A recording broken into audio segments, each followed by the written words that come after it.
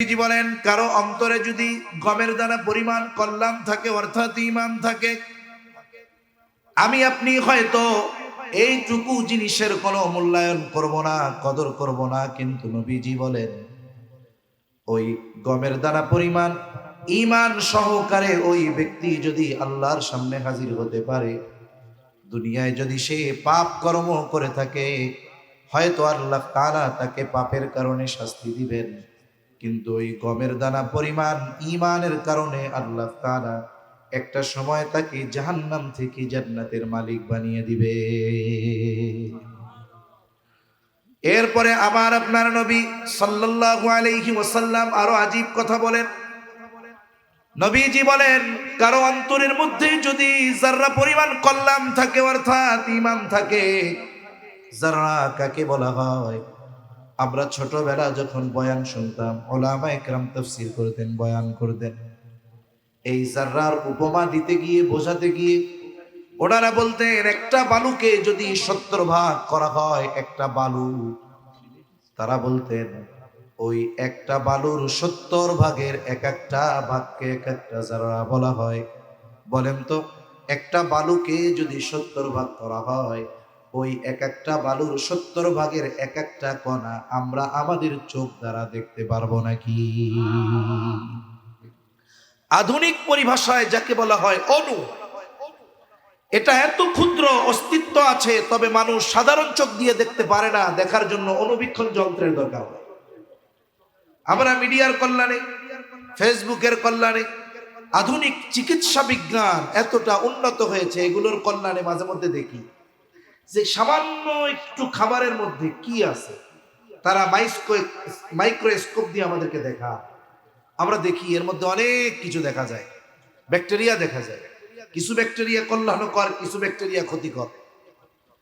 তার মানে কারো অন্তরের মধ্যে যদি যাররা পরিমাণ অনুপরিমাণ ঈমান থাকে, এই লোকটা যদি কিয়ামতের দিন পাপের কারণে জাহান্নামেও যায়, আল্লাহ তাআলার কাছে ওই যাররা পরিমাণ অথবা অণু পরিমাণ ঈমানের এমন দাম, আল্লাহ তাআলা এই অণু পরিমাণ কল্যাণ অথবা ঈমানের মালিক হওয়ার কারণে আল্লাহ তাআলা একটা সময় থেকে জাহান্নাম থেকে জান্নাতের মালিক বানিয়ে দিবে। শুধু তাই না, আমার আপনার নবী আর এক হাদিসের মধ্যে বলেন, যেই ব্যক্তি সবচাইতে ছোট জান্নাতের মালিক হবে, আমার আপনার নবী বলেন ওই ব্যক্তির জান্নাতের পরিধি হবে কমপক্ষে এই দুনিয়ার 10 গুণ।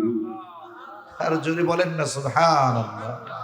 এই দুনিয়ার 10 গুণ পরিমাণ এক জান্নাতের মালিক অনুপরিমাণ ঈমানের কারণে হওয়া যাবে। সুবহান। এখন বলেন তো, অনুপরিমাণ ঈমানের দাম বেশি না দুনিয়ার 10 গুণ পরিমাণ জান্নাতের দাম বেশি? অনুপরিমাণ ঈমানের দাম বেশি। এজন্য এই দামি এক নেয়ামত আমরা পেয়েছি, কিন্তু আফসোস এই নেয়ামতের কদর অনেক মানুষ করতে পারে না। সে অনুধাবন করতে পারে না যে আল্লাহ তাআলা বিনা চাওয়ায়, বিনা পরিশ্রমে কত বড় এক নেয়ামত আল্লাহ তাআলা তাকে দান করেছে। এটা যদি আমরা অনুধাবন করতে পারতাম, গোটা পৃথিবীর 250 বলেন, 200 কোটি বলেন, আমরা সব মুসলিম যদি আমরা এই ঈমানের মূল্যায়ন করতে পারতাম, তাহলে এই পৃথিবীর মুসলমানদের মধ্যে শত দল, বিভক্তি, মতানৈক্য থাকতো না। কমপক্ষে ঈমানের ব্যাপারে, দ্বীনের ব্যাপারে হলেও আমরা একসাথে কাঁধ মিলিয়ে চলতাম, ঠিক কিনা বলে?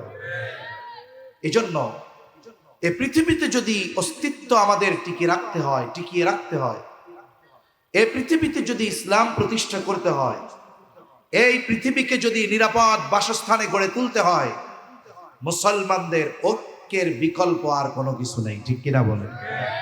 কারণ মনে রাখবেন, আমরা ছোটবেলায় একটা গল্প শুনেছি, গল্পের মাধ্যমে অনেক কিছু শিক্ষণীয় ছিল। একটা সময় তো আমাদের ছেলেরা স্কুলে পড়েও নীতি নৈতিকতা আদর্শ অর্জন করতে পারত, কিন্তু জালেমের হাতে যখন শিক্ষা ব্যবস্থার চাবিকাঠি গেছে, কেমন করে শিক্ষা ব্যবস্থা থেকে ইসলামকে বের করা যায়, সেকুলারিজমকে ঢোকানো যায়, হিন্দুত্ববাদকে প্রতিষ্ঠিত করা যায়, এই ধরনের এক কুফরি মার্কা শিক্ষা ব্যবস্থা প্রণয়ন জালেমগুলো করে গিয়েছে, ঠিক কিনা বলুন? কিন্তু মনে রাখতে হবে যে একটা সময় শিক্ষার মাধ্যমে প্রাইমারি স্কুলে পড়েও মানুষ নৈতিকতা অর্জন করেছে, জীবনের পাথেও তারা পেয়েছে। যেমন একটা গল্প ছিল এরকম, এক লোকের 10টা ছেলে। এই 10 ছেলেকে বলছে, যাও তোমরা প্রত্যেকে এক একটা কুঞ্চি নিয়ে আসো, বাঁশের সাথে যেটা হয় কঞ্চি। এবার প্রত্যেকে এক একটা করে নিয়ে আসছে, বলে ভাঙো। এখন একটা কুঞ্চি একজনের ভাঙতে তো আর অনেক শক্তি লাগবে না, ভেঙে ফেলছে। এরপরে বলতেছে, যাও আবার নিয়ে এসো। এইবার 10 জন আবার 10টা কুঞ্চি আনলো। এবার এই কুঞ্চিগুলোকে তিনি বাঁধলেন। এবার এক একজনের কাছে দিয়ে বলে, ভাঙো। বলেন তো, একটা ভাঙা সহজ ছিল, কিন্তু একসাথে 10টা কুঞ্চি ভাঙা এটা কি সম্ভব? মনে রাখতে হবে, বলে না, বিন্দু বিন্দু জল থেকে সিন্ধুর জন্ম হয়। এই যে 10টা যখন একত্রে হলো, চাইলেও কেউ ভাঙতে পারবে না। এজন্য আমরা মুসলিম, আমরা যদি ঠিক আছে, আচ্ছা, তাহলে আমরা যদি 10 কুঞ্চি এক জায়গায় হই, আমরা যদি আলাদা হই, আমাদেরকে জালেম আমাদের উপরে জুলুম করতে পারবে, নিঃশেষ করে দিতে পারবে। কিন্তু আমরা যদি 10 জন একসাথে হই, আমাদেরকে এত সহজে নিঃশেষ করা সম্ভব হবে না ইনশাআল্লাহ। আমি আরো আলোচনা করব, যেহেতু আমাদের মুহতারাম আমির চট্টগ্রাম মহানগরের আপনাদের প্রাণ প্রিয় মানুষ আলহাজ শাহজাহান চৌধুরী সাহেব জীবনের অনেকটা সময় মানুষের কল্যাণে, মানুষের খেদমতে, বেনামাজির চাইতে নামাজির চিন্তা আরো বেশি, ঠিক কিনা বলেন? এজন্য আমি অল্প সময়ের মধ্যে আমি যেই কোরআনুল কারীম থেকে 2 জায়গা থেকে 2টি আয়াতের অংশ তিলাওয়াত করেছি। রাসূল আকরাম সাল্লাল্লাহু আলাইহি ওয়াসাল্লামের অগণিত হাদিস থেকে হাদিস পাঠ করেছি। এই আয়াতে কারিমাদ্বয়ের অংশ এবং হাদিসকে সামনে রেখে একেবারে অল্প সময়ে মূল কথা আমি আপনাদের খেদমতে পেশ করব ইনশাআল্লাহ। প্রথমে যে আয়াত অংশ তিলাওয়াত করেছি, পবিত্র কোরআনুল কারীমের সূরাতুল মায়েদার 3 নম্বর আয়াতের একটা অংশ। এই আয়াতে আল্লাহ সুবহানাহু ওয়া তাআলা আমাদের দ্বীন তথা জীবন ব্যবস্থাকে পূর্ণাঙ্গ করার ঘোষণা আল্লাহ তাআলা দিয়েছেন। এই আয়াতের তাফসিরে মারিফুল কোরআনের মধ্যেও এসেছে যে হযরত ওমর রাদিয়াল্লাহু তাআলা আনহুর কাছে একদিন এক ইহুদি আসলেন, এসে বলতেছে, খলিফাতুল মুসলিমিন, আপনাদের কোরআনে এমন একটা আয়াত আছে যেটা আল্লাহ তাআলা আপনাদের নবীর উপরে নাজিল করেছেন। বলে এই আয়াতটা যদি আমাদের তাওরাতে থাকতো, তাহলে যেই দিন এই আয়াত নাজিল হতো ওই দিনটাকে আমরা ঈদের দিন বানায় নিতাম। হযরত ওমর রাদিয়াল্লাহু তাআলা আনহু জিজ্ঞাসা করলেন, কোন সে আয়াত যেটা তাওরাতে নাজিল হলে তোমরা সেই দিনটাকে ঈদের দিন বানায় নিতা? এইবার ইহুদি বলে, আল ইয়াউমা আকমালতু লাকুম দীনাকুম ওয়া আতমামতু আলাইকুম নি'মাতি ওয়া রাদিতু লাকুমুল ইসলাম দীনা। আল্লাহ তাআলা এই আয়াতের মধ্যে বলেন, আজকে আমি তোমাদের জন্য তোমাদের দ্বীনকে পরিপূর্ণ করে দিলাম, ওয়া আতমামতু আলাইকুম নি'মাতি, এবং তোমাদের জন্য আমার নিয়ামত সমূহকে আমি পূর্ণ করে দিলাম, ওয়া রাদিতু লাকুমুল ইসলাম দীনা, তোমাদের জন্য দ্বীন হিসাবে ইসলামকেই আমি মনোনীত করলাম। হযরত ওমর রাদিয়াল্লাহু তাআলা আনহু বলেন, এই আয়াত কোন দিন কোথায় কার উপরে নাজিল হয়েছে আমি জানি। বলে এই আয়াত বিদায় হজে আরাফার ময়দানে জুমার দিন মুহাম্মদুর রাসূলুল্লাহ সাল্লাল্লাহু আলাইহি ওয়াসাল্লামের উপরে নাজিল হয়েছে। এইখানে আল্লাহ তাআলা 1 নম্বরে বলেছেন, আজকে আমি তোমাদের জন্য তোমাদের দ্বীনকে পরিপূর্ণ করে দিলাম। দ্বীন শব্দের অর্থ হলো জীবন ব্যবস্থা, তার মানে আমরা আমাদের জীবন কিভাবে পরিচালিত করব, আল্লাহ তাআলার পক্ষ থেকে আল্লাহ তাআলা এটাকে পরিপূর্ণ করে দিয়েছেন। তার মানে আমরা যেই জীবন দর্শন গ্রহণ করেছি ইসলাম, বলেন তো এই ইসলাম অপূর্ণাঙ্গ নাকি পূর্ণাঙ্গ জীবন ব্যবস্থা? পূর্ণাঙ্গ জীবন ব্যবস্থা। কিন্তু আফসোস, এই ইসলামকে আমরা সীমাবদ্ধ করে দিয়েছি মসজিদ, মাদ্রাসা, খানকার মধ্যে। মানুষকে যখন বলা হবে যে আপনি নামাজ পড়েন, খুব ভালো মানুষ। মানুষকে যখন বলা হবে রোজা রাখেন, খুব ভালো মানুষ। মানুষকে যখন বলা হবে আপনি নামাজ কায়েম করলেন, এখন আপনি দিন কায়েমের জন্য মেহনত করেন, বলেন তো এই ইসলাম কি শুধু ব্যক্তিগত জীবনে, রাজনৈতিক জীবনে, রাষ্ট্রীয় জীবনে ইসলাম আছে না নাই? জোরে বলেন, আছে না নাই? কিন্তু আফসোস, নিজেদেরকে নিজেদের প্রশ্ন করা দরকার যে আমি আমার নামাজ প্রতিষ্ঠার ব্যাপারে যেমন গুরুত্ব দিচ্ছি, আসলে আমি দিন প্রতিষ্ঠার ব্যাপারে আমি কতটুকু গুরুত্ব দিচ্ছি, এটা আমাকে চিন্তা করা দরকার। এজন্য ইসলাম এমন এক জীবন ব্যবস্থা, এটা শুধু নামাজ, রোজা, হজ, যাকাত আমাদের শিখিয়েছে এমনটা নয়, বরং জীবনের প্রতিটা পারতে পারতে, পদে পদে কিভাবে চলতে হবে পরিপূর্ণ দিক নির্দেশনা ইসলামের মধ্যে রয়েছে। আমি আপনি আমার ব্যক্তিগত জীবন কিভাবে সাজাবো, ইসলামে আছে। আমি আমার পারিবারিক জীবন কিভাবে সাজাবো, ইসলামে আছে। আমি আমার সামাজিক জীবন কিভাবে পরিচালিত করব, ইসলামের মধ্যে আছে। আমি আমার অর্থনৈতিক জীবন কিভাবে পরিচালিত করব, ইসলামের মধ্যে আছে। আমি আমার রাজনৈতিক জীবন কিভাবে পরিচালিত করব, ইসলামের মধ্যে আছে। আমি আমার রাষ্ট্র কিভাবে ইসলামের আলোকে পরিচালিত করব, এই বিষয়টাও পরিপূর্ণ ইসলামের মধ্যে রয়েছে। মনে রাখবেন, ইসলাম একমাত্র তারাই চায় না যারা জালেম, চোর, বাটপাড়ার ধর্ষক, যারা তারা, ঠিক কিনা বলেন? কারণ একমাত্র ইসলাম যদি প্রতিষ্ঠা হয়, গোটা পৃথিবীর মধ্যে শান্তির পরিবেশ তৈরি হবে, এছাড়া সম্ভব নয়। হাজারো মন্ত্র তন্ত্র, সময়ের সাথে সাথে কত কিছুর পরিবর্তন হচ্ছে, সবাই শান্তির জন্য করতেছে। এরা কি করে? শান্তির জন্য মানুষ হত্যা করে, যুদ্ধ করে, কিন্তু শান্তির জন্য, ইসলাম প্রতিষ্ঠার জন্য তারা মেহনত করে না, ঠিক কিনা বলে? বাস্তবিক অর্থে যদি মানুষ শান্তি চাইতো, এরা ইসলামের পদতলে, ইসলামের ছায়া তলে চলে আসতো, ঠিক কিনা বলে? যখন জাহেলিয়াতের সময় ইসলাম ছিল না, ইসলাম পূর্বকালীন সময় মানুষের অবস্থা কেমন ছিল, একটা দুইটা উদাহরণ দেই। মনে করেন রাস্তা দিয়ে একজন গর্ভবতী মেয়ে হেঁটে যাচ্ছে, তার পাশে বসে দুইজন যুবক বলা বলি করতেছে, বলতো এই মহিলার পেটের মধ্যে ছেলে না মেয়ে? দুজনের মধ্যে তর্ক শুরু হয়ে গেল। একজন বলে ছেলে, আর একজন বলে মেয়ে, তবে কারটা সঠিক? এই দুইজনের এই অবস্থা এমন একটা পরিবেশের সৃষ্টি করলো, এক সময় তারা উত্তেজিত হয়ে বলতেছে, এত কিছুর দরকার কি, মেয়েটাকে ধর, পেট ফেড়ে ফেল, এরপরে দেখা যাবে ছেলে না মেয়ে। চিন্তা করে দেখেন, শুধুমাত্র তারা এই কথা, তাদের তর্কাতর্কিকে কেন্দ্র করে একটা গর্ভবতী নারীকে পেট ফেড়ে বাচ্চা বের করে তারা দেখতে দ্বিধাদ্বন্দ্বের মধ্যে পড়তো না, এই মহিলার পেটে ছেলে না মেয়ে। তার মানে দেখুন, প্রকাশ্য দিবালোকে একটা মানুষের জানের যেমন নিরাপত্তা ছিল না, একটা নারীর তেমন সম্মান ছিল না, তারও নিরাপত্তা ছিল না, তার ইজ্জতের নিরাপত্তা ছিল না।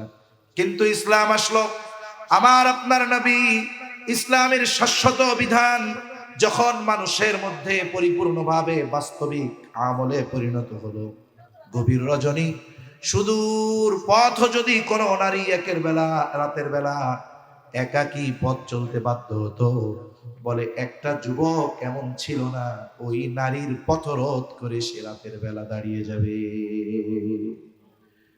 একজন নারী গভীর রাতে একাকী পথ চলতেছে, অথচ একটা যুবক তার এই চলার পথে বাধা হয়ে দাঁড়াতো না। এই যে নারীর সেফটি, মানুষের জানের নিরাপত্তা, মালের নিরাপত্তা, ইজ্জতের নিরাপত্তা, এটা একমাত্র ইসলাম দিতে পেরেছে, আর কেউ পারে নাই, ঠিক কিনা বলে? এই জন্য আমরা শান্তি খুঁজি, কিন্তু জায়গা মতো খুঁজি না। একজন লাগাচ্ছে কলা গাছ খুব যত্ন করে, কি গাছ? জোরে বলেন, কি গাছ? এখন আর একজন জিজ্ঞাসা করে, এত যত্ন করে লাগাও কেন, কি করবা? তো এটা দিয়ে ফার্নিচার বানাইতে চাই। বলেন তো, কলা গাছ যত যত্ন করে লাগাক না কেন, সে যদি এটা দিয়ে ফার্নিচার বানানোর আশা করে, এটা কি কিয়ামত পর্যন্ত সম্ভব? বলে আপনি শান্তি খুঁজেন কিন্তু জায়গা মতো খুঁজেন না কেন? আপনি শান্তি খুঁজেন অন্যান্য জায়গায় গিয়ে, সেকুলারিজমের মধ্যে আপনি শান্তি খুঁজেন, আপনি আমেরিকার মতাদর্শের মধ্যে শান্তি খুঁজেন, আবার শান্তি খুঁজতে যান পাশের দেশের মতাদর্শের মধ্যে। আপনার ঘরে আপনার কাছে শান্তির সবচাইতে সংবিধান কোরআন থাকার পরেও কেন আপনি শান্তি খুঁজে পাচ্ছেন না? এটা আমাদের চিন্তা করার দরকার আছে না নাই? বহু তন্ত্র মন্ত্র অতিবাহিত হয়ে গেছে। মনে রাখতে হবে, ইসলাম যদি আমরা প্রতিষ্ঠা না করি, এই প্রতিষ্ঠার মেহনত যদি আমরা না করি, তাহলে এখনই সময় আমাদের পস্তাতে হবে। ঠিক কিনা বলেন? বাস্তবিক কথা কি জানেন, আমাদের দেশের মানুষ অনেক দলে ভাগ, অনেক মতে ভাগ, কিন্তু যারা মুসলিম এদের অধিকাংশ মানুষ চায় যে ইসলাম প্রতিষ্ঠা হোক। অধিকাংশ মানুষ ইসলাম চায়, যার কারণে আপনি তাকিয়ে দেখেন কোরআনের মাহফিলগুলোর মধ্যে মানুষ স্বতঃস্ফূর্ত ভাবে আসে, মানুষ কোরআনকে মহব্বত করে, ভালোবাসে। যেই সমস্ত জায়গায় আল্লাহ শব্দটা উচ্চারণ করা যায় নাই, এই সমস্ত ইউনিভার্সিটির মধ্যে আমাদের তরুণ যুবক ভাইরা ব্যাপক পরিসরে সিরাত কনফারেন্স করতেছে, তার মানে এরাও ইসলাম চায়। ঠিক কিনা বলে? কিন্তু কেন আমরা এই ইসলামী বিধান রাষ্ট্রীয় জীবনে পরিপূর্ণ প্রতিষ্ঠা করার জন্য যেই ধরনের ব্যবস্থাপনা গ্রহণ করার দরকার, কেন আমরা করতেছি? এটা আমাদের ফাইন্ড আউট করা দরকার। এর একটা বিষয় কি, অনেক মানুষ অনেক ধরনের কথা বলে, অনেক জায়গায় মানুষ বলে, সাধারণ মানুষ অনেকে তো বুঝে না। এরা যখন অনেক দল মত দেখে সবাই ইসলাম চায়, তখন বলে আপনারা এত দলে বিভক্ত কেন? আপনারা এক হন, আমরা আপনাদের সাথে আছি। তার মানে দেখুন, সাধারণ মানুষ চায় যে ইসলাম পন্থীরা সবাই এক কাতারে চলে আসবে। ঠিক কিনা বলে? আর এখনই সময় ইসলাম প্রতিষ্ঠা, এখনই সময় আমাদের ছোটখাটো দ্বন্দ্ব দ্বিধা ভুলে এ জাতির কল্যাণের কথা চিন্তা করে, ইসলামের কথা চিন্তা করে আমরা যদি আমাদের ছোটখাটো দ্বিধা দ্বন্দ্ব ভুলে এক কাতারে দাঁড়াতে পারি, ইনশাআল্লাহ আগামীর বাংলাদেশ ইসলামের বাংলাদেশ হবে। ঠিক কিনা বলে? এটা বাস্তব। বাংলাদেশের বিভিন্ন অঞ্চলে আল্লাহ তাআলা এই দ্বীনি প্রোগ্রামের কারণে যাওয়ার সুবাদে সাধারণ মানুষের মন মানসিকতা আমরা বুঝতে পারি। এখন কি হবে? আমাদের মুহতারাম শাহজাহান চৌধুরী সাহেব কত সুন্দর কথা বলে গিয়েছেন। শুনুন, আমরা যদি এইবার ইসলাম প্রতিষ্ঠার মিশনে ব্যর্থ হই, মনে রাখতে হবে আল্লাহ তাআলার দরবারে কিয়ামতের দিন আমাদের জবাবদিহিতার কাঠগড়ায় দাঁড়ানো লাগবে। ঠিক কিনা বলে? কারণ দেখুন, হক এবং বাতিল আস্তে আস্তে পার্থক্য হয়ে যাচ্ছে। দেখেন নাই, একটা সময় যাদেরকে আমরা ইসলাম মনস্কা মনে করতাম, আজকে দেখতেছি এরা আগে যারা ছিল তাদের চাইতে কিন্তু কোনো অংশে কম না। ঠিক কিনা বলেন? এজন্য আমাদের খুব সচেতনতার সাথে অগ্রসর হওয়া দরকার। আমাদের এই বিষয়গুলো বোঝা এখন আর কঠিন কোনো কিছু নাই। চিন্তা করে দেখুন, আমাদের বেশ কিছু কথা আসছে, যেমন আমাদের বাংলাদেশের রত্ন, শুধু বাংলাদেশের না, গোটা পৃথিবীর মধ্যে পরিচিত এক ব্যক্তিত্ব, সকলের নয়নের মণি ডক্টর মিজানুর রহমান আজহারী সাহেব, উনি এক প্রোগ্রামে, মনে হয় আমাদের খুলনা বিভাগীয় প্রোগ্রামে, উনি বলছেন যে একদল খাইছে আর একদল খাওয়ার জন্য রেডি হচ্ছে। এই কথাটা স্বাভাবিকভাবে উনি বলছেন। তা এই কথাটাকে কেন আপনি নিজের মাথায় নিয়ে নেবেন? এক কাজীর দরবারে তুলা চুরির অভিযোগ আসছে। কি চুরির অভিযোগ? এখন তুলা যে কে চুরি করছে, সিসি ক্যামেরা ট্যামেরা তো কিচ্ছু নেই। এখন কাজী বলে অসুবিধা নেই, এটা আমি বের করতে পারবো। এইবার সব মানুষকে যারা ওই জায়গায় ছিল সবাইকে ডাকা হয়েছে, আর এই পাশ দিয়া কাজী তার নির্দিষ্ট কিছু বিশ্বস্ত লোককে বলে দিছে কি কি করবা। তারা তো চারদিকে দাঁড়ান, সবাই বসা। কয় তুলা চোরে তো আমি দেখতেছি। হ্যাঁ, এই কথা বলে অন্যদিকে মুখ ঘুরাইয়া বলতেছে যে তার মাথায় তো তুলা দেখা যাইতেছে, মানে তার দিকে আর তাকায় নেই। এখন যেটা চুরি করছে অস্ত্র, বুঝেন নাই কথা? ওর মাথায় কিন্তু তুলা নাই, কিন্তু ও তো চুরি করছে। আর কাজী যখন বলছে মাথায় তুলা, চোখ অন্যদিক ঘুরায় ফেলছে, ও চিন্তা করছে এখন তো আমার দেখতেছে না, কাজীর তো লোক ফিট করা যে দেখবি কে মাথায় হাত দেয়। এখন ও মাথা নিচু করে মাথায় হাত দিচ্ছে। বলেন তো বুঝতে বাকি আছে চোরকে? জোরে বলেন, চোরকে বুঝতে বাকি আছে? এজন্য আম ভাবে একটা কথাকে যখন কেউ নিজের জন্য নির্দিষ্ট করে বলে নেয় বা নিজের উপরে চাপিয়ে দেয়, তখন তো আর সাধারণ মানুষেরও বুঝতে বাকি থাকে না কারা তৈরি হচ্ছে, ঠিক কিনা বলেন? এজন্য দেখুন কোথাও চান্দা বন্ধ হয়নি, শুধুমাত্র ব্যক্তির পরিবর্তন হয়েছে। তার মানে কথা ওটাই যে আমরা যদি এখন যারা ইসলামপন্থী, ইসলাম চাই, আমাদের ঐক্যবদ্ধ হওয়ার সময় এখন এসেছে। মনে রাখতে হবে, যদি ইসলাম প্রতিষ্ঠা হয়, এই দেশে শুধু মুসলমানেরা শান্তিতে থাকবে তা নয়, গোটা পৃথিবীর মধ্যে অমুসলিমেরাও তাদের দেশে যত না শান্তিতে আছে, তার তার চাইতে যেই দেশে ইসলাম আছে ওইখানে বেশি শান্তিতে থাকবে, ঠিক কিনা বলেন? কারণ ইসলাম অমুসলিমদের যেই অধিকার দিয়েছে অন্য কেউ দিতে পারে না। এখন একটা ঘটনা বলি। খলিফাতুল মুসলিমিন হযরত ওমর রাদিয়াল্লাহু তাআলা আনহু, উনি বাজারে গেছেন, এক ইহুদির কাছ থেকে একটা দেখে শুনে ঘোড়া কিনছে। এখন ঘোড়া কিনে উনি বাজারের বাইরে আসছে। বাজারের বাইরে এসে দেখেন ঘোড়ার মধ্যে সমস্যা, ওটা চলতে পারে না ঠিক মতো। আবার তিনি তার ঘোড়া ফেরত নিয়ে গেছেন ইহুদির কাছে যে এটা খারাপ, ফেরত নাও। ইহুদি বলতেছে, আমি আপনারে ভালো ঘোড়া দিয়েছি, আমি খারাপ ঘোড়া ফেরত নিতে পারবো না। দুইজনের মধ্যে তর্কাতর্কি শুরু হয়ে গেছে। বলে কে কার সাথে তর্ক করে? অর্ধ জাহানের শাসক খলিফাতুল মুসলিমিন হযরত ওমর রাদিয়াল্লাহু তাআলা আনহুর সাথে তর্ক করতেছে একজন ইহুদি।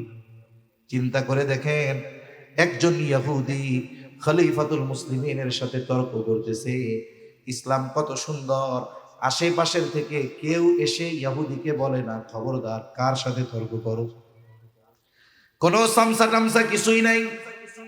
এক পর্যায়ে খলিফাতুল মুসলিমিন বলে, তুমি তৃতীয় আরেকজনকে তোমার আমার এই সমস্যা সমাধানের জন্য ফয়সালাকারী হিসাবে নির্ধারিত করো। এইবার ইহুদি নিজের ধর্মের অনেক মানুষ থাকার পরেও সে তার ধর্মের কাউকে ফয়সালাকারী হিসাবে নির্ধারণ করে নাই, বরং সে দেখতে পেল শুরাইকে দেখা যায়। বলে খলিফাতুল মুসলিমিন, আমার আর আপনার মধ্যে এই দ্বন্দ্ব নিরসনে ফয়সালা দিবে শুরাই। শুরাই যা রায় দিবে আমরা তা মেনে নিব। বলে হ্যাঁ। এইবার শুরাই ফয়সালাকারী। দুইজনের কথাই শুরাই শুনলেন, কারণ হাদিসের মধ্যে নবীজি সাল্লাল্লাহু আলাইহি ওয়াসাল্লাম যারা বিচারক হবে তাদেরকে যেই নির্দেশনাগুলো দিয়েছেন এর মধ্যে একটি হলো বিচারক বাদী বিবাদী উভয়ের কথা সমগুরুত্ব সহকারে শুনতে হবে। এইবার দুইজনের কথাই গুরুত্ব সহকারে শ্রবণ করবার পর শুরাই বলতেছে, খলিফাতুল মুসলিমিন আপনি কি চান? বলে আমি চাই সে তার এই ঘোড়া ফেরত নিবে, এটা খারাপ। এইবার বলে, আপনি যখন তার কাছ থেকে ঘোড়া বুঝে নিয়েছেন তখন আপনি কেমন নিয়েছেন? বলে তখন তো ভালোই ছিল, সমস্যা কোথায় গিয়া দিল? বাজারের বাইরে।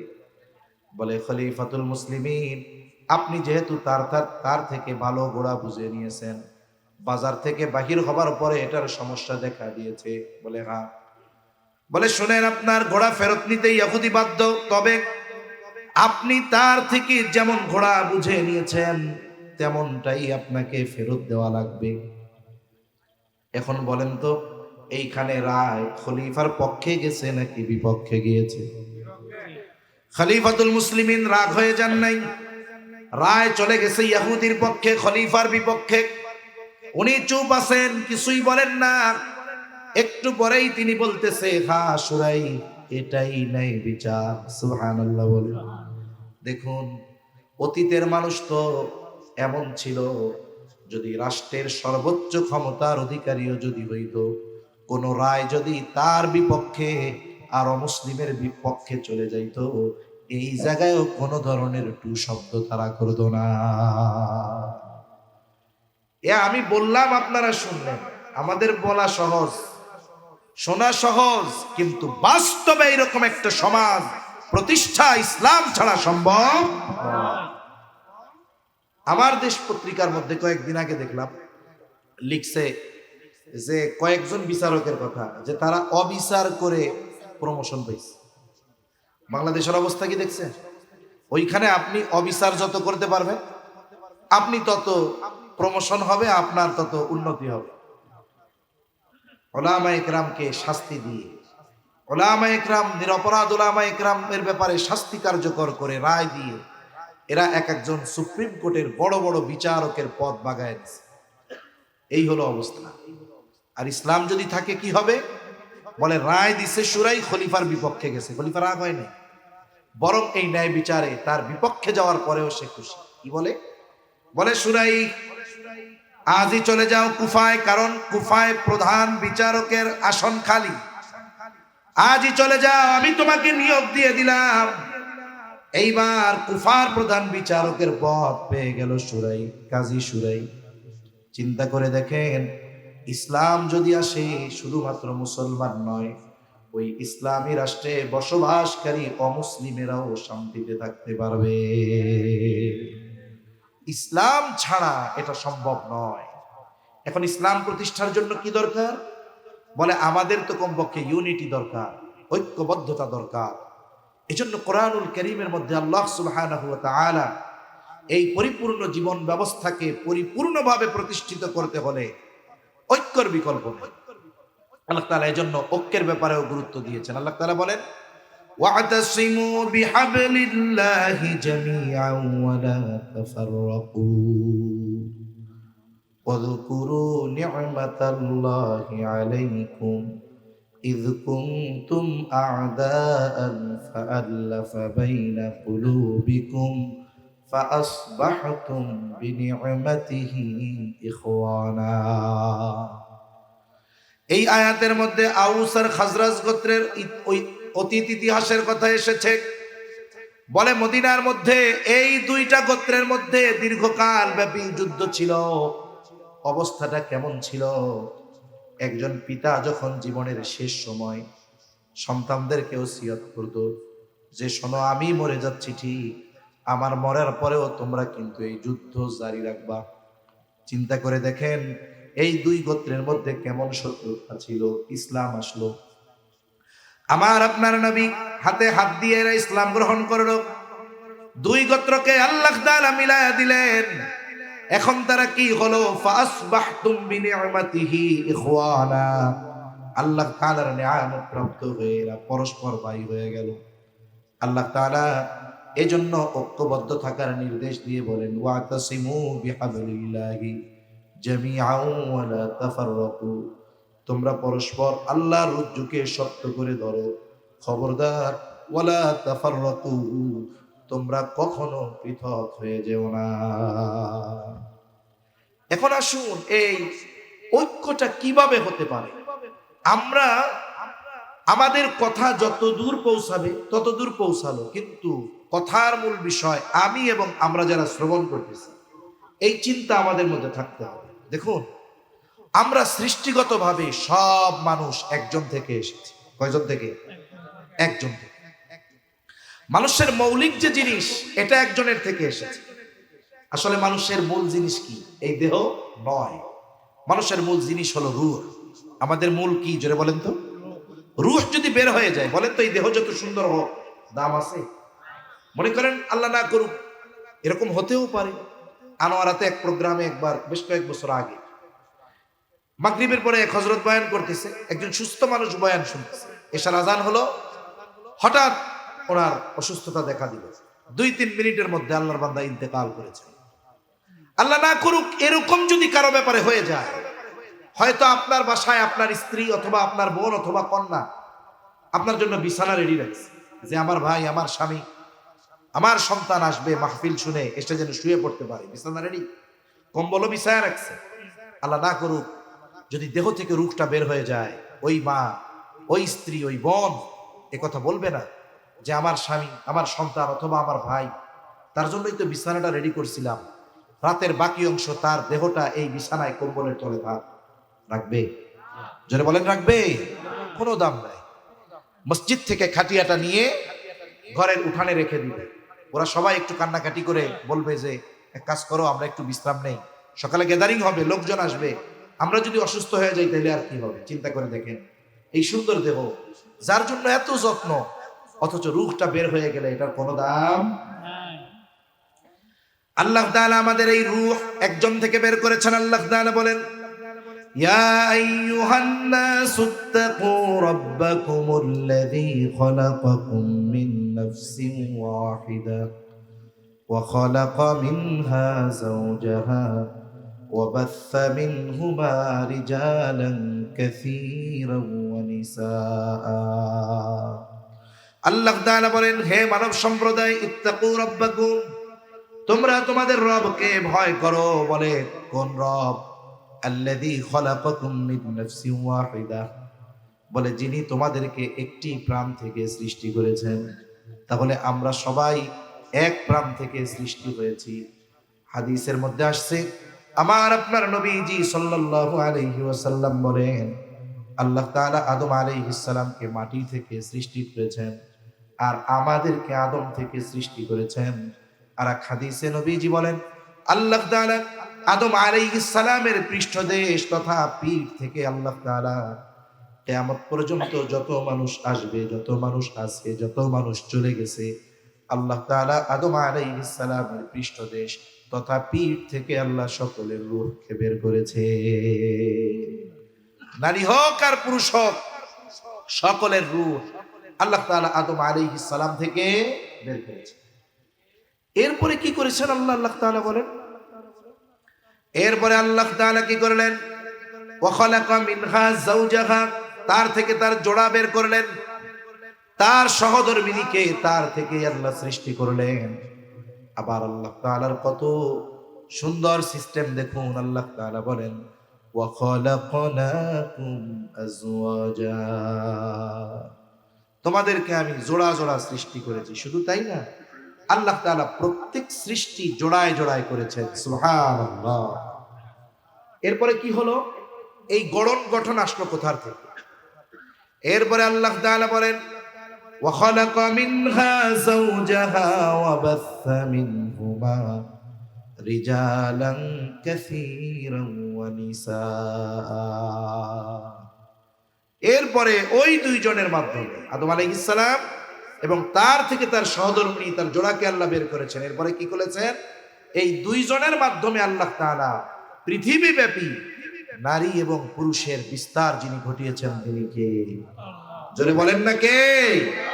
এক সময় তো আমরা সব এক ছিলাম, এরপরে সময়ের পরিবর্তনে আস্তে আস্তে শয়তানের ধোঁকায় পড়ে কেউ বেঈমান হয়েছে, কেউ বা বিভিন্ন মতাদর্শ গ্রহণ করে ঈমানের সুশীতল ছায়া থেকে তারা বের হয়ে গিয়েছে। এখন আমাদের করণীয় কি? আমরা কি করতে পারি? আমরা এখানে যারা আছি, আমাদের প্রথমে চিন্তা করতে হবে আমাদের মধ্যে সামাজিক ইউনিটি আগে দরকার। আমাদের মধ্যে কি ইউনিটি দরকার? কেন? বলে এক সমাজে মুসলিমের সাথে অমুসলিমও বসবাস করে কি করে না। এজন্য আমি সামাজিক বিষয়টা আগে বললাম। সামাজিক ইউনিটি আমাদের দরকার। পৃথিবীর অনেক দেশ, পৃথিবীর ইতিহাসে এমন দেখা যায় যে দেখুন, সুলতান মাহমুদ গজনবী ভারত আক্রমণ করেছে, তখন তো মুশরিকদের আস্তানা, এখনো আস্তানা। এখন কি হলো?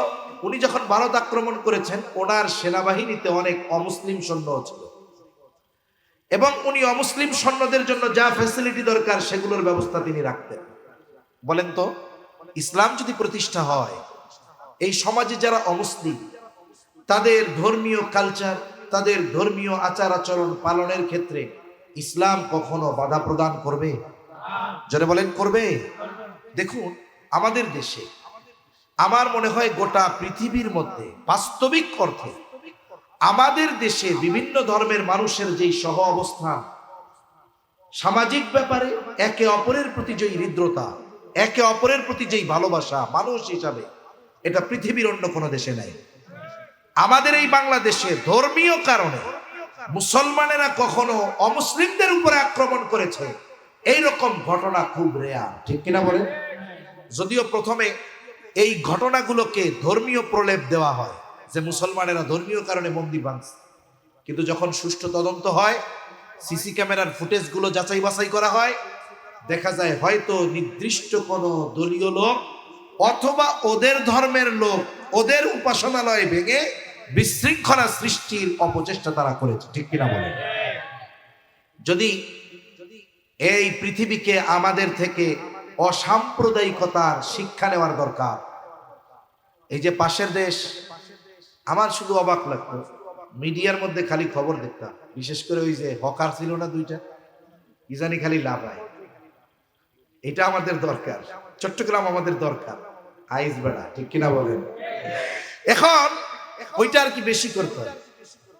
এমন ভাবসাব নিত যে দৈনিক মনে হয় বাংলাদেশে হাজার হাজার হিন্দুদেরকে হত্যা করা হচ্ছে। একটা সময় কি হলো যে তাদের ওই ধরনের আচার আচরণার সংবাদে আমাদের যারা হিন্দু ভাই আছে এরাই অতিষ্ঠ হয়ে গেছে, এতটা বিরক্ত হয়েছে ওরা ওদের উপরে। এক সময় কি হলো, এরাই উল্টা প্রতিবাদ করা শুরু করছে ওদের ব্যাপারে। তাহলে দেখুন, এই যে প্রলেপ দেওয়ার প্রচেষ্টা করা হয়েছে, যারা বলতে চায় এ বাংলাদেশ, এখানে অমুসলিমেরা, সংখ্যালঘুরা বা ভিন্ন ধর্মাবলম্বী যারা, এরা কষ্টে আছে, এদের ধর্মীয় উপাসনালয়গুলো অনিরাপদ আছে, তাদের আমাদের দেশের বাস্তবতা পরিদর্শন করা দরকার, দেখা দরকার যে এদেশে যখন তাদের 5ই আগস্টের পরে আমরাও মনে করেছি যে যেহেতু যাদের যেই জালেমদের পতন হয়েছে এদের সাথে মুশরিকদের ঘর পোড়া দিয়ে ওটার মধ্যে আলু পোড়া দিয়ে খায়, আছে না নাই? এই পৃথিবীর ইতিহাসে এমন ঘটনা আছে, এই দেশে আছে ঘটনা, নিজের সন্তানকে নিজ হাতে হত্যা করে অপরকে ফাঁসানোর চেষ্টা করেছে। এসব অতীতের ইতিহাস যেহেতু আমাদের জানা, আমাদের যুবক তরুণ যারা, এরাও সতর্ক, এরা চিন্তা করছে হতে পারে যে এই অমুসলিমদের উপাসনালয়গুলোতে ওরা হামলা করে মুসলমানদের উপরে দায় চাপিয়ে বিশ্বের কাছে বলবে দেখো কাদের হাতে গেছে, আগেই ভালো ছিল। ঠিক কি না? এরকম বলবে। কিন্তু আমাদের মানুষ, আমাদের তরুণ, আমাদের যুবক, এরা সচেতন, নামাজি যুবক, মুসলিম যুবক, আলেম, এরা উপাসনালয়গুলোকে পাহারা দিচ্ছে। এখন অনেকে তখন বলতেছে যে ইসলাম মূর্তি পূজা হারাম করছে, এরা পাহারা দিল কেন?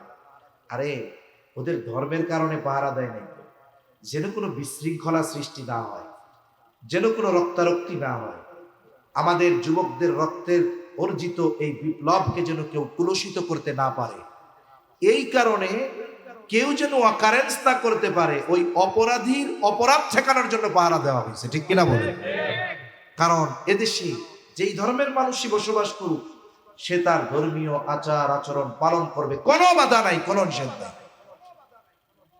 কিন্তু যারা আমাদেরকে অসাম্প্রদায়িকতার সবক দেয়, আমরা জানি পাশের দেশে ছাগলের গোশত রাখার কারণে এইটারে জোর করে গরুর গোশত বানিয়ে নৃশংসভাবে হত্যা করা হয়। ঠিক কিনা বলে? আমাদের দেশে আমরা কোন মুসলিম ভাইকে জোর করে বলি নাই যে বলো লা ইলাহা ইল্লাল্লাহ, বলেছি আমরা? আমরা বলি নাই। অথচ ওই দেশে নিরহ মুসলমান, ও কোনো কিছুই করে নাই, এমনি মন চাইছে দইরা কয় জয় শ্রীমান, জোর করে বলিয়ে ছেড়েছে। এজন্য সারা পৃথিবীকে বাংলাদেশ থেকে অসাম্প্রদায়িকতার শিক্ষা নিতে হবে। ঠিক কিনা বলে? এজন্য এদেশে যদি ইসলাম আসে, অমুসলিমেরা এরাও নিরাপত্তার মধ্যে থাকবে। আর আমরা যখন ওয়াজ মাহফিল বা মসজিদে জুমার দিন যখন অমুসলিম ভাইদের পূজার সময় আসে, আমরা কি কোনোদিন কোনো আলেম আপনাদের অঞ্চলের হোক অথবা এই মিডিয়ার মধ্যে হোক কখনো দেখছেন এই কথা বলে যে পূজা আসতেছে মূর্তিগুলা ভেঙে দাও? এই কথা বলে? বরং আমরা কি বলি? আমরা বলি ওয়ালা তাসুবুল্লাযীনা ইয়াদউনা মিন দুনিল্লাহি ফায়াসুবুল্লাহা আদওয়াম বিগাইরি ইলম। আমরা বলি ওয়ালা তাসুবুল্লাযীনা ইয়াদউনা মিন দুনিল্লাহ, তারা আল্লাহ ব্যতীত যাদেরকে উপাস্য হিসাবে গ্রহণ করেছে, খবরদার তোমরা তাদের উপাস্যদের গালি দিও না। তোমরা যদি তাদের মূর্তিকে গালি দাও, তাদের উপাস্যদের গালি দাও, তাহলে কি হবে? ফায়াসুবুল্লাহা আদওয়াম বিগাইরি ইলম, তারা তাদের অজ্ঞতার কারণে আল্লাহ তাআলাকে গালি দিবে। তবে আমরা মানা করি যে তুমি মুসলিম, তোমার আত্মমর্যাদা থাকবে, তুমি অমুসলিমদের কোন ধর্মীয় আচার অনুষ্ঠানে যাবা না, কারণ সে তোমার ঈদগাহে এসে ঈদের নামাজ পড়ে না, কোরবানির সময় তোমার সাথে গরু জবাই দেয় না। তোমার তো কমপক্ষে এতটুকু গায়ের আত্মমর্যাদা থাকা দরকার, ঠিক কিনা বলে? তুমি তার ধর্মীয় কালচার পালন করবা না, তুমি তার ধর্মীয় অনুষ্ঠানে গিয়ে খবরদার বলবা না যে ফাটার গোস্ত খাইতেছি, এটাও তো হালাল। কেমনে হয়? এই দেব দেবীর নামে যেগুলো জবাই করে এটা কি হালাল হতে পারে? বাইতুল্লাহ থেকে যদি কোনো হারামের এরিয়ার মধ্যে থেকে যদি কোনো দুম্বা আনে, যেটা জীবনে কোনোদিন হারাম এরিয়ার বাইরে যায় না, ওই দুম্বা ইনাও যদি কেউ বাবার নামে জবাই দেয়, আল্লাহর নাম বাদ দিয়ে, ওটার গোস্ত হালাল থাকবে? আর যেটা দেব দেবীর নামে জবাই দেওয়া হয়, এটার বৈধতা কেমনে থাকে? এটা খাইতে যায় একবারে দাঁত চিরাইয়া চিরাইয়া খায়, কি মজা। এরপরে কি খায়? বলে লাড্ডু খাইতে যায়, নাড়ু খাইতে যায়, চিড়া খাইতে যায়। আরে ভাই, খাবারগুলো আপনি অন্য জায়গা থেকে কিনে খান, ওই খাবার স্বাভাবিক খাবার বাজার থেকে কিনে, আপনি যদি এক অমুসলিমের দোকান থেকেও কিনেন অসুবিধা নেই, কিন্তু ওই মুহূর্তে ওই খাবারগুলোকে তারা তাদের দেবদেবীদের নামে উৎসর্গ করেছে। আপনি মুসলিম, আবার খাইয়া ইয়া কয় লাড্ডুটা খুব মজা হয়েছিল। তোমার কি আত্মমর্যাদা নাই? শুধু তাই না, হযরত ওমর ফারুক রাদিয়াল্লাহু তাআলা আনহু বলেন, যেখানে মূর্তি পূজা হয় ওই জায়গায় আল্লাহর লানত বর্ষিত হয়। এই বিষয়গুলোকে সামনে রেখে আমরা বলি যে তোমরা ওদের ধর্মীয় আচার অনুষ্ঠান পালন করতে ওখানে যাবা না। কেন? যেখানে লানত সেখানে কেন যাবা? এটা মানা করো। তোমার দিন ঠিক রাখার জন্য, ইসলাম ঠিক থাকার জন্য, ঈমান ঠিক রাখার জন্য, ঠিক কিনা বলো? জীবনে কোনোদিন তাদের দেবদেবীকে আমরা গালি দিতে বলি না, কোনো মন্দির ভাঙতে বলি না, তাদের কোন দেবদেবীকে আমরা গালি দিতে বলি না, মূর্তি ভাঙতে বলি না। বরং আমরা ওই সময়গুলোতে রাষ্ট্রের কাছে আবেদন জানাই তারা যেন তাদের ধর্মীয় আচার অনুষ্ঠান নির্বিঘ্নে পালন করতে পারে সেই ব্যবস্থা করেন। সাথে সাথে এটাও দরকার ছিল, মুসলমানের কোনো পুলা গেলে একবারে লাঠি দিয়ে পিটায় পাঠাই দিবে, তোরই যে দরকার তো এটা ছিল, ঠিক কিনা? সেজন্য ইসলাম যদি আসে সামগ্রিকভাবে মানুষের মধ্যে যে ইউনিটি, মানুষের মধ্যে যে হৃদ্রতা, ভালোবাসা, মহব্বত, এটা বাস্তবিক অর্থে প্রতিষ্ঠা হবে। কারণ দেখুন, ইসলাম সামাজিকভাবে ঐক্যের জন্য অমুসলিমদের সাথে কেমন আচরণের নির্দেশ দিয়েছে। রাসূল আকরাম সাল্লাল্লাহু আলাইহি ওয়াসাল্লামের কাছে আয়েশা সিদ্দিকা রাদিয়াল্লাহু তাআলা আনহা বলতেছেন, ইয়া রাসূলুল্লাহ সাল্লাল্লাহু আলাইহি ওয়াসাল্লাম, আমার দুইজন প্রতিবেশী, একজন হলো মুসলিম আর একজন হলো ইহুদি, প্রতিবেশী হিসাবে আমার কাছে কে বেশি হক প্রাপ্য? রাসূল আকরাম সাল্লাল্লাহু আলাইহি ওয়াসাল্লাম এই কথা বলেন নাই আয়েশা যে মুসলিম প্রতিবেশী হিসাবে সে তোমার কাছে বেশি হক পাবে, বরং নবীজি বললেন, আয়েশা তোমার দরজা যার দরজার বেশি কাছে, প্রতিবেশী হিসাবে সে তোমার কাছে বেশি হক প্রাপ্য। তার মানে আমার প্রতিবেশী যদি একজন মুসলিম হয়, সে যদি মুসলিম প্রতিবেশীর চাইতে আমার বেশি নিকটে হয়, প্রতিবেশী হিসাবে এই অমুসলিম আমার কাছে বেশি হক প্রাপ্য। সুবহানাল্লাহ।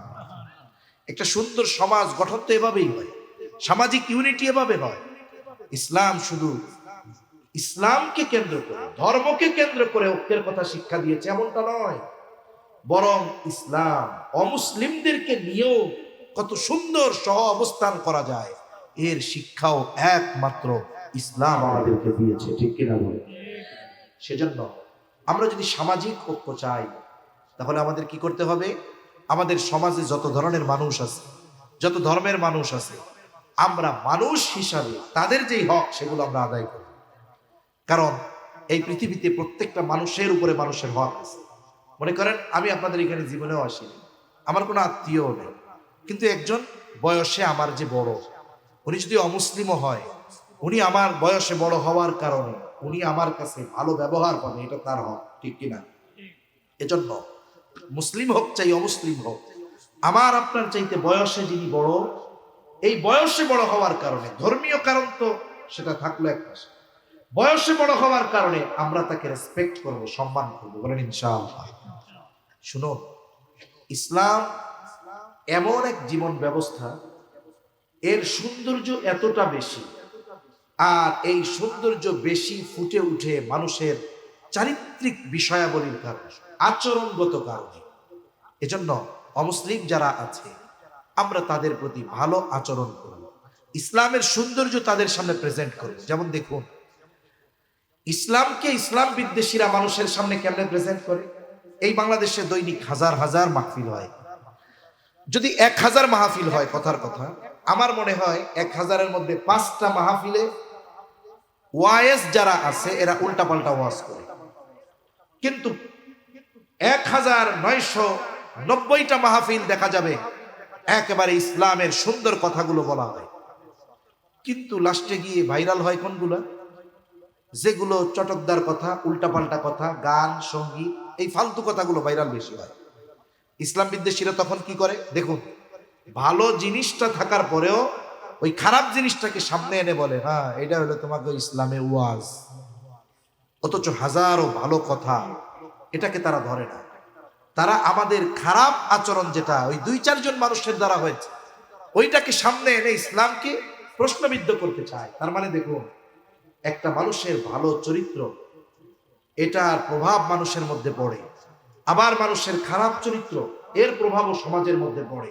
এজন্য আমরা যদি এই সমাজের মানুষ আমরা যদি আমাদের চরিত্রকে ইসলামের আলোকে সুসজ্জিত করি, অমুসলিম যারা আছে আমার আপনার আশেপাশে আমার আচরণ দেখে তারা ইসলাম সম্পর্কে জানতে আগ্রহী হবে, ঠিক কিনা বলেন? এজন্য আমরা সামাজিক ঐক্য যদি চাই, ধর্ম বর্ণ নির্বিশেষে, তাহলে এখানে আমাদের আচরণগত সৌন্দর্যকে বেশি প্রাধান্য দিতে হবে। এরপরে আসুন ধর্মীয় দিক দিয়ে ঐক্য আমাদের যেটা দরকার। আসল বিষয় হলো এই পৃথিবীতে যত মুসলিম আছে বলেন তো, মৌলিক বিষয়গুলোর মধ্যে কিন্তু পার্থক্য নাই। লা ইলাহা ইল্লাল্লাহ মুহাম্মাদুর রাসূলুল্লাহ সাল্লাল্লাহু আলাইহি ওয়াসাল্লাম। সারা পৃথিবীর মুসলিমদের কালিমা দুইটা না একটা? জোরে বলেন কয়টা? কোরআন কয়টা? নবী কয়জন? সব কিছু মৌলিক বিষয়গুলোর মধ্যে আমাদের ইউনিটি আছে, ঐক্য আছে। তবে এই ঐক্যকে আরো মজবুত করার দরকার। একজন কালিমাওয়ালা ভাই যে কঠিন শিরিকের সাথে জড়ায়া যায় নাই, মানে এমন শিরিক যেটা তার ঈমানকে বিনষ্ট করে দেয়, এই ধরনের শিরিকের সাথে যারা জড়ায়া যায় নাই, বলে এই ধরনের কালিমাওয়ালা সকল ভাইয়ের মধ্যে বন্ধনকে অটুট করতে হবে। দল দেখা যাবে না, কে কোন দল, কে কোন মত, টুপি আছে না দাড়ি আছে না টুপি মাথায় দেয় না পাঞ্জাবি পরে প্যান্ট পরে, এটার হিসাব আগে করে যারা আল্লাহর একত্ববাদে বিশ্বাসী, আল্লাহর সাথে শিরিক করে না, এই মানুষগুলোর মধ্যে হৃদ্রতার বন্ধনকে দৃঢ় করতে হবে। এই ঢিলে ঢালা বন্ধন থাকলে চলবে না, তাহলে ছুটে যাবে বন্ধন। আর যদি আমরা সীসা ঢালা প্রাচীরের ন্যায় একে অপরকে জড়িয়ে ধরে দাঁড়িয়ে থাকতে পারি, তাহলে হাজারো বাধা বিপত্তি যদি আসে আমাদেরকে বিভক্ত করতে পারবে। এজন্য তাফসীরে ইবনে আব্বাস বলতেছে, তোমরা আল্লাহর ধৈর্যকে শক্ত করে ধরো, ওয়াতাসিমু বিহাবলিল্লাহ বিহাবলিল্লাহি জামিআন ওয়া লা তাফাররাকু, খবরদার তোমরা পৃথক হও। তাফসীরের মধ্যে আসছে, এখন রুজ্জুটা কি, আল্লাহর রশিটা কি? কোরআন আর সুন্নাহ, কোরআন আর হাদিস, এই দুইটাকে সামনে রেখে আমরা যদি মুসলিমরা যদি ঐক্যবদ্ধ হয়ে যায় কোরআন সুন্নাহকে সামনে রেখে, এর বাইরে যে ছোটখাটো ইখতিলাফ গুলো আছে, ছোটখাটো বিষয়গুলো আছে, এগুলোকে এক পাশে রেখে দ্বীনের স্বার্থে, দ্বীন কায়েমের স্বার্থে কোরআন সুন্নাহর মৌলিক বিষয়গুলোকে সামনে রেখে আমাদের মধ্যে যদি ধর্মীয় ঐক্য সৃষ্টি হয়ে যায়, আমি আশা করি আগামীর বাংলাদেশে ইসলাম প্রতিষ্ঠা হবে, এটা ঠেকানোর মতো কেউ নাই, ঠিক কিনা বলেন? কিন্তু আমরা ছোটখাটো বিষয় নিয়ে অনেক দূরত্বে চলে যাই। একেবারে দেখা যাবে একটা মুস্তাহাসান বিষয় বা নফল একটা বিষয়, এটাকে কেন্দ্র করে আমাদের মধ্যে খুনোখুনির মতো অবস্থা হয়ে যায়। শয়তান তো এটাই চায়, ওরাও এটাই চায় যে এই বিষয়গুলো নিয়ে ওরা মারামারি করে। অথচ দেখুন সমাজে বেনামাজি ভরা, সুদখোর ভরা, এর সাথে কোনো জ্ঞানজাম নেই, ঠিক কিনা বলেন? হাত কোথায় ভাঙতেছে এটা নিয়ে খুনোখুনি হয়ে যাচ্ছে। একজন মানুষের সব ঠিক আছে, কেউ দাঁড়ায় সালাম দিবে, কেউ বৈশা সালাম দিবে, এটা নিয়ে খুনোখুনি হয়ে যাচ্ছে। এই ছোটখাটো বিষয় নিয়ে মারামারি, দ্বন্দ্ব, হানাহানি। কিন্তু সমাজে সুদখোর, ঘুষখোর, দুর্নীতিবাজ এগুলো ভরা, এগুলো নিয়ে কোনো দ্বন্দ্ব নাই, দ্বন্দ্ব এগুলো। এজন্য আমাদের এই ছোটখাটো বিষয় যদি কনসিডার না করতে পারি, আমরা যদি এই ছোটখাটো বিষয়ের ক্ষেত্রে সহনশীল না হতে পারি, তাহলে দেখুন ধর্মীয় ঐক্য, রাষ্ট্রীয় ঐক্য এটা বহুদূর, এটা স্বপ্নের মতো একটা বিষয় হয়ে যাবে। এজন্য আমরা আমাদের মধ্যে ছোটখাটো বিষয়ের যে মতানৈক্য ওটা থাকবেই। সাহাবায়ে কেরামের মধ্যে মতানৈক্য ছিল, তাবেঈনদের মধ্যে মতানৈক্য ছিল।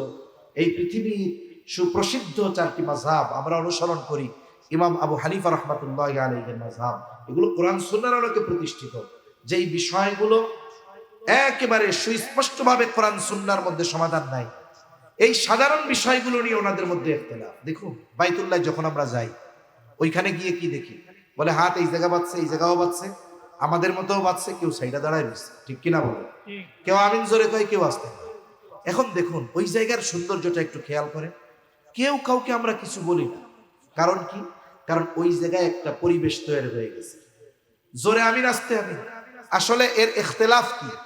বলে যারা ফুকাহায়ে কেরাম, এখানে ইখতিলাফটা মূলত জোরে আমিন বলা উত্তম না আস্তে বলা উত্তম, এটা হলো মূল বিষয়।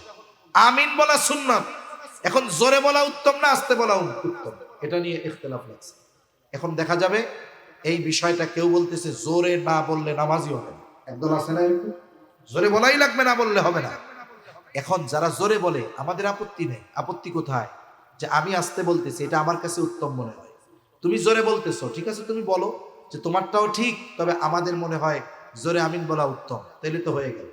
কিন্তু আমাদের সমস্যা হলো আমি আমারটা প্রতিষ্ঠা করার জন্য আমার বিপরীত মতের যেটা, সেটার সাথেও সুস্পষ্ট দলিল থাকার পরেও ওইটাকে আমরা একবারে ইগনোর করে দিতে চাই, এটা কিন্তু কখনো সমীচীন নয়। তাহলে আমাদের যে ইউনিটি, এটা নষ্ট হবে। মনে রাখবেন, আপনারা দেখে থাকবেন হয়তো যে যখন সিংহ কোনো গরুর পালে, ছাগলের পালে বা যে কোনো পালে হামলা করে, ও একবারে দলবদ্ধ সবার মধ্যে গিয়ে হামলা করে না, প্রথম একটাকে দল ছুট করে, আলাদা করে, যে কোনো সিস্টেমে, এরপরে ওই একটাকে টার্গেট করে ওরা অগ্রসর হয়। এজন্য ইসলাম বিদ্বেষী যারা, ওরা আমাদের মধ্যে ঐক্য বিনষ্ট করতে চায়, আমাদের পারস্পরিক হৃদ্রতা, মোহাব্বত, ভালোবাসা, এটা তারা দূর করে দিতে চায়। কিন্তু আমাদের উচিত এই সমস্ত বিষয়কে সামনে রেখে ধর্মীয় দিক দিয়ে আমাদের যেমন ইউনিটি দরকার, সামাজিক দিক দিয়েও ইউনিটি দরকার। কেন? ইসলাম প্রতিষ্ঠার জন্য ধর্মীয় ঐক্য দরকার, আর শান্তিময় এক দেশ বিনির্মাণে আমাদের সামাজিক ঐক্য দরকার, ঠিক কিনা বলেন? এদেশ আমরা যখন বিনির্মাণ করব, ইসলামের আলোকে যখন গড়ে তুলতে চাইব, এদেশে আমাদের অমুসলিম ভাইরাও আমাদের সহযোগিতা করবে ইসলামের সৌন্দর্য প্রদর্শন করে। এজন্য আমাদের এই বিষয়টা মনে রাখতে হবে, দল মত নির্বিশেষে সব কিছু বাদ দিয়ে আমাকে আমার দেশ এবং ইসলামকে একদিকে রাখতে হবে। মনে রাখতে হবে দেশের ব্যাপারে, ইসলামের ব্যাপারে এখানে কোনো দলকে যদি আমরা প্রাধান্য না দেই, আমার ইসলামের উপরে আঘাত এসেছে, কে কোন দলের এটা বুঝি না, আমরা সম্মিলিতভাবে এই বিষয়ের প্রতিবাদে যদি নামি, দেখবেন ইসলাম বিদ্বেষী যারা, এরা লেজ গুটিয়ে পালাতে বাধ্য হবে, ঠিক কিনা? এরপরে দেশের ব্যাপারে মনে রাখতে হবে আমাদের উপরে শকুনের থাবা, আমাদের উপরে ভারতীয় আগ্রাসন। মোটামুটি বলতে গেলে পত্রপত্রিকায় যা পড়ি, অঘোষিত ভাবে একটা অঙ্গরাজ্য প্রায় বানাইয়াই ফেলতেছিল, ঠিক কিনা বলেন? আমাদের সার্বভৌমত্বের উপরে এই আঘাত, লাখো লাখো মানুষের রক্তের বিনিময়ে অর্জিত এই স্বাধীনতা। এরপরে এই দেশের জন্য সর্বশেষ যারা সবচেয়ে বড় ত্যাগ স্বীকার করেছে, আমাদের তরুণ যুবক ছাত্র জনতা। একটা কথা ঠিক মনে রাখবেন, এখন বিড়ালের অত্যাচারে ইঁদুরদের অবস্থা খারাপ। ইঁদুররা মিটিং এ বসছে, যে বিড়াল যে আসে টের তো পাই না। একজন বুদ্ধি দিছে, এক কাম করো, বিড়ালের গলায় একটা ঘন্টা পরায় দাও, আইলেই তাইলে আগের থেকে টের পাইবা। এখন সর্বশেষ বলে যে ঘন্টা পরাইলে তো সমাধান হইল, কিন্তু ঘন্টাটা পরাবে কে? ঠিক কিনা বলেন? বুদ্ধি সবাই দিতে পেরেছে, বাংলাদেশের বড় বড় দল পদক্ষেপ নিতে পেরেছে, সফলতা অর্জন করতে পারে নাই। এই বিড়ালের গলায় ঘন্টা পরানোর দায়িত্ব আমাদের যুবক কিশোর ছাত্ররা পালন করেছে, ঠিক কিনা বলেন? এজন্য তাদের এই ত্যাগ অস্বীকার করার কোনো উপায় নাই। যেই বয়সে পাবজি খেলার মধ্যে থাকার কথা ছিল, মায়ের কোল থেকে বের হয়ে জালেমের বুলেটের সামনে এরা বুক পেতে দিয়েছে। আবার যদি এই দেশ আর এক জায়গায় টেন্ডার দিয়ে ক্ষমতার মসনদে বসার আশা যদি কেউ করে, মনে রাখতে হবে হাজারো প্রোটোকল দিয়ে চতুর্দিক দিয়ে জালেম ঘিরেছিল তাকে সাহায্য করার জন্য। সে যেহেতু ক্ষমতার মসনদে টিকে থাকতে পারে নাই, নতুন করে যদি আবার জালিমের বেশে কেউ এদেশে বসতে চায়, এদেশের ছাত্র জনতা তাদেরকে আগের চাইতে আরো করুণ পরিণতিতে এই দেশ তাদের ত্যাগ করতে বাধ্য করাবে, ঠিক কিনা বলেন? সেজন্য সতর্ক থাকতে হবে। এটা মনে করার কোনো সুযোগ নাই যে আমরা মনে হয় শেয়ার পেয়ে গেছি, এটা মনে করার কারো সুযোগ নাই। কারণ এখন মানুষ খুব সচেতন, ইনশাআল্লাহ আগামীতে মানুষ নেতা নির্বাচন করবে নেতার আচার আচরণ আর আখলাক দেখে, ঠিক কিনা বলেন? এজন্য আপনারাও পরিশুদ্ধ হয়ে যান। আমরা তো চাই যে বাংলাদেশে যারা আছে সবাই নিজেদের পরিশুদ্ধ করে তারা মসজিদে ইমামতি করুক, পার্লামেন্টেও সংসদ সদস্য হোক। আমরা চাই কি চাই না? ভাই আমরা চাই না? এই যে মনে করেন আপনাদের প্রাণের মানুষ আলহাজ শাহজাহান চৌধুরী সাহেব কত সুন্দর কথা বলে গেলেন। উনি আপনাদেরকে কোনো বিষয়ে বা কোনো দলের বিরুদ্ধে কারো বিরুদ্ধে উস্কানি দিয়ে গেছেন, বড় চরিত্র সুন্দর করার জন্য, আমল পরিশুদ্ধ করার জন্য কিছু দিক নির্দেশনামূলক কথা বলে গেছেন। আরে আমি অরাজনৈতিক ব্যক্তি হইয়া যতটুকু গরম বলতেছি উনি ততটুকুও বলেননি। তাহলে আমরা তো এমন নেতা চাই যেই নেতা আমাদেরকে বক্তব্য দেবে কোরআন সুন্নাহ দিয়ে, ঠিক কিনা বলে? আমরা তো এমন নেতা চাই যিনি বাইতুল মুকাররমের ইমাম হবেন। আপনারা সেই যোগ্যতা অর্জন করেন, তাহলে তো অসুবিধা নাই, আমরা আপনাদের সমর্থন দিব। কারণ আমরা ইসলাম চাই। আপনারা যদি নিজেদের পরিবর্তন করে আপনারাও ইসলাম চান, আপনাদের নেতা মানতে আমাদের কোনো আপত্তি নেই, ঠিক কিনা বলে? কিন্তু সেকুলারিজমকে প্রতিষ্ঠা করতে চান, ভারতের দালালি করে ক্ষমতায় থাকতে চান, আসতে চান, যদি ওই চিন্তা করে থাকেন তাহলে ওটা ভুলে এদেশের মানুষ কি চায় এটা আগে বুঝেন, ঠিক কিনা বলেন? আর এদেশের মানুষ ইসলাম এখন চায়। এজন্যই বলতেছি যে আমরা যারা ইসলামপন্থী আছি, আমাদের এক কালিমার ভাই যারা আছে, আমাদেরকে সকল মতানৈক্য ভুলে আমাদেরকে একতাবদ্ধ হতে হবে। এখন বলতে পারেন যে আপনি এই জায়গার এই মজলিসে এই কথা বইলা গেলেন, গোটা দেশ কেমনে হবে? শুনুন, আমি একা হলাম আমি, 10 জন মিলে হলাম আমরা, ঠিক কিনা বলেন? আপনি নিজে পরিবর্তন হন, তাহলে পরিবার পরিবর্তন হবে, এরপরে সমাজ পরিবর্তন হবে। কত কিছুই তো পৃথিবীর ইতিহাস আগামী দিন ঘটবে আজকেও কল্পনা করে নাই, ঠিক কিনা বলেন? কিন্তু আগামী দিন আল্লাহ সেটা ঘটায় ছাড়ছে। কিন্তু কি দরকার হয়েছে? কিছু মানুষের ত্যাগ, তিতিক্ষা আর প্রচেষ্টার দরকার হয়েছে, ঠিক কিনা বলেন? আমরাও যদি সেই ত্যাগ স্বীকার করে সেই প্রচেষ্টা অব্যাহত রাখি ইসলাম প্রতিষ্ঠা, আমরা যদি একতাবদ্ধ হয়ে ইসলাম প্রতিষ্ঠার প্রচেষ্টা করি, ইনশাআল্লাহ ওই দিন আসবে যেই দিন পূর্ব দিগন্তে আবার সূর্য উঠবে। ওই দিনটা হবে ইসলামের, ঠিক কিনা বলেন? এজন্য সম্মানিত উপস্থিতি, আমরা আমাদের সামাজিক যেই একতাবদ্ধ ঐক্য এটা বিনষ্ট করব না। আমরা আমাদের ধর্মীয় ঐক্য এটাকে আরো সুসংহত করার চেষ্টা করব। এটা যখন সুসংহত হবে, আমাদের রাষ্ট্রীয় ঐক্য সুসংহত হবে ইনশাআল্লাহ।